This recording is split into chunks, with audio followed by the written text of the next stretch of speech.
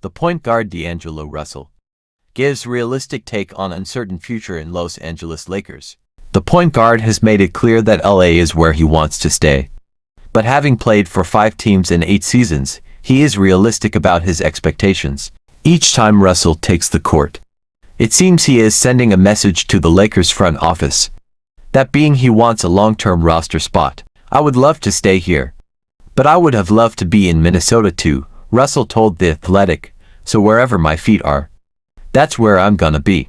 The 27-year-old has been part of the Lakers' revitalized roster since the February trade deadline and came to the franchise as part of the 3-team Russell Westbrook trade. He has averaged 14.5 points, 5.3 assists and 4 rebounds in 4 games this postseason.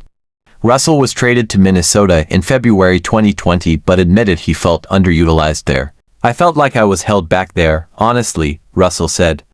I just kind of had to be the third option. Some nights I was a little more aggressive and was kind of being held back. So to be in a position now where I can kind of thrive and be aggressive and it gets guys going, and where the team reflects off of anybody with that type of energy, it's fun, Russell said. Honestly, I didn't know what we had going on. Honestly, I was just kind of going with the flow. I told Rob right away that I didn't know what our team was going to look like. He kind of laughed.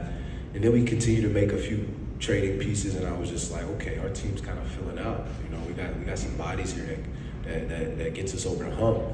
And just knowing that, you know, who I'm playing with the ADs and LeBrons, not having the chemistry with those guys, I thought it would be, I didn't think the progression would be as efficient and as soon. I thought we would need a lot more games under our belt to get that flow going. But as y'all saw, as soon as we stepped on the floor, we had this pop to us that allowed us to keep going with it, going into the next game, going into all these games that mattered, to finish off the season.